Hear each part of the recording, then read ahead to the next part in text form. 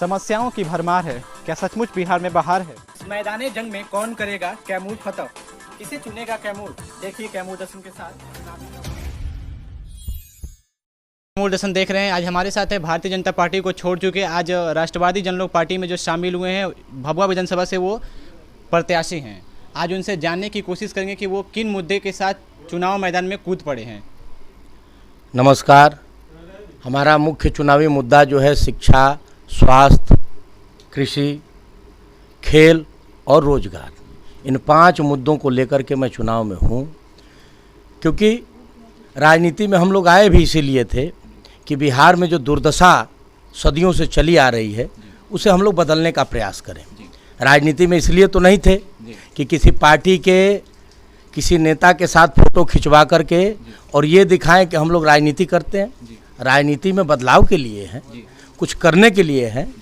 तो इन्हीं मुद्दों को लेकर के मैं चुनाव में हूँ। और नौजवान और जो किसान हैं और जो अव्यवस्था है बिहार की, हमारे खास करके भभुआ विधानसभा की, सब लोग समझ रहे हैं और सब लोग इससे बाहर निकलना चाहते हैं। इसी प्रयास में मैं हूँ और मुझे पूरा विश्वास है कि जनता अपने ज़मीनी मुद्दों को समझ रही है और जब समय आएगा तो इसका माकूल जवाब देगी। सर, भारतीय जनता पार्टी को छोड़कर अभी हाल ही फिलहाल में आपने राष्ट्रवादी जनलोक पार्टी में शामिल हुए हैं, आखिर ऐसा क्यों?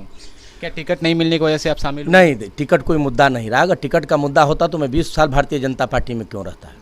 क्या सभी भारतीय जनता पार्टी के कार्यकर्ता जो करोड़ों जुड़े हुए हैं सबको टिकट मिलता है? नहीं, तो कि छोड़ने का मुख्य उद्देश्य क्या था? छोड़ने का मुख्य उद्देश्य ये है कि योग्यता कोई पैमाना नहीं रहा भारतीय जनता पार्टी में।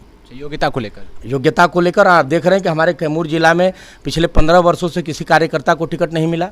पिछले बार हमारे माननीय सांसद जो हैं उनके सुपुत्र पार्टी से अलग होकर के चुनाव लड़ गए थे। इनाम में उनको भारतीय जनता पार्टी के कार्य समिति का सदस्य बना दिया जाता है।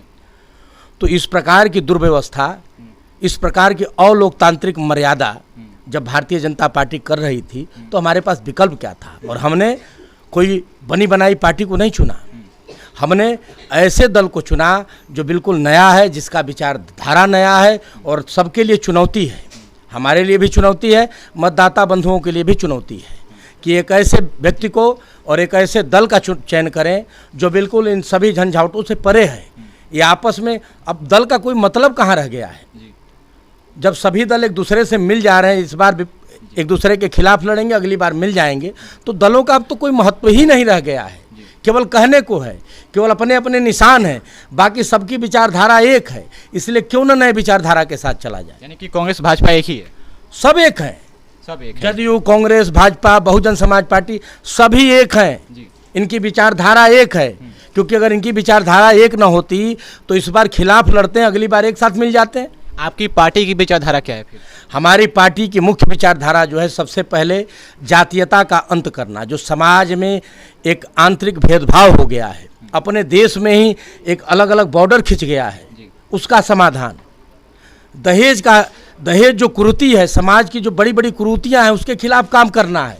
हमारी पार्टी जो जमीनी मुद्दा है उसको लेकर के चुनाव लड़ रही है। हमारा उद्देश्य सत्ता पाना ये नहीं है। अगर सत्ता पाना उद्देश्य होता तो हम भी किसी के साथ गठबंधन करते।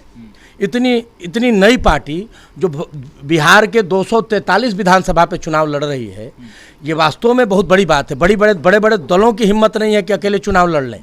तो इसका मतलब है कि हम लोग मूल जो मुद्दा है, ज़मीनी जो समस्या है, उसको लेकर के मैदान में कूदें। हमारे लिए सत्ता और विधायक का पद कोई मायने नहीं रखता है। हम लोग व्यवस्था परिवर्तन के लिए मैदान में कूदे हैं। कैमूर जिले में एक भी यूनिवर्सिटी नहीं है, इसको लेकर क्या कहेंगे आप? अब देखिए, यूनिवर्सिटी तो बात की बात है। प्राथमिक शिक्षा की व्यवस्था क्या है? क्या कोई भी व्यक्ति जिस पे थोड़ी बहुत भी पूंजी है, क्या प्राथमिक स्कूल में अपने बच्चों को भेज सकता है? प्राथमिक विद्यालय जो है केवल गरीबों के लिए रह गए हैं। केवल खाना पूर्ति का साधन बन गया है शिक्षा का व्यवस्था। यहाँ पे बच्चों को बैग दे देना, बच्चों के अकाउंट में पैसा डाल देना, ये एक तमाशा बना दिए। वहाँ शिक्षा नहीं मिल रही है। एक कहने को स्कूल बना हुआ है, विद्यालय का प्रांगण बना हुआ है, लेकिन शिक्षा की व्यवस्था क्या है बताने की ज़रूरत है। और ये जनता को समझना होगा, क्योंकि ये समस्या आपकी है। इसको नरेंद्र मोदी आके नहीं देखेंगे आपके गांव में। आपको अपनी समस्या तो मालूम होनी चाहिए ना कि आपका दर्द क्या है। आपके दर्द को कोई दूसरा नहीं बता सकता। तो ये यूनिवर्सिटी तो बात की बात है, यहाँ शिक्षा की हालत भी बहुत खराब है। प्राथमिक शिक्षा की हालत जब नहीं अच्छी है तो अभी यूनिवर्सिटी की बात हम कैसे कर सकते हैं? तो आप इसमें सुधार करेंगे प्राथमिक बिल्कुल। कैसे? हमारी योजना है कि हर गांव में, क्योंकि एक विधायक कुछ नहीं कर सकता है। विधायक का क्या है, सभी विधायक फंड सरकारी मिलता है उसका उपयोग करते हैं, ये कोई बड़ी बात नहीं है। हर गांव में 20 नौजवानों का एक समूह, 10 महिलाओं का एक समूह बना करके उन महिलाओं को मोटिवेट करके, आखिर हमारे यहाँ जो प्राथमिक विद्यालय उनमें अध्यापकों की कमी है, तो हमारे गांव में अगर कोई बेरोजगार बच्चा है, पढ़े लिखे हर गांव में 1-2 बेरोजगार बच्चे हैं, उन बच्चों को, 1-2 क्या बहुत सारे लोग, बहुत सारे बच्चे हैं, उनको गांव के ही लोगों द्वारा 100 रुपये का चंदा दे दे और एक बच्चे को 8,000 10,000 का तनख्वाह मिले और तुम पढ़ाओ। सरकार तो आपको शिक्षक दे नहीं सकती है, आपको अपने बच्चों को अपने इस व्यवस्था से पढ़ाना है। तो हम लोगों को स्वयं जागृत रहना होगा, सबको जागृत करना है। जनता अपने अधिकारों को समझे। सबसे जरूरी बात है कि जनता अपने अधिकारों को भूल गई है, अपने सामर्थ्य का अंदाजा ही उन्हें नहीं है कि हमारे पास कितनी ताकत है। इस ताकत को याद दिलाना ये सबसे जरूरी बात है। कैमूर जश्न को टाइम देने के लिए सर बहुत बहुत धन्यवाद। बहुत बहुत धन्यवाद आप।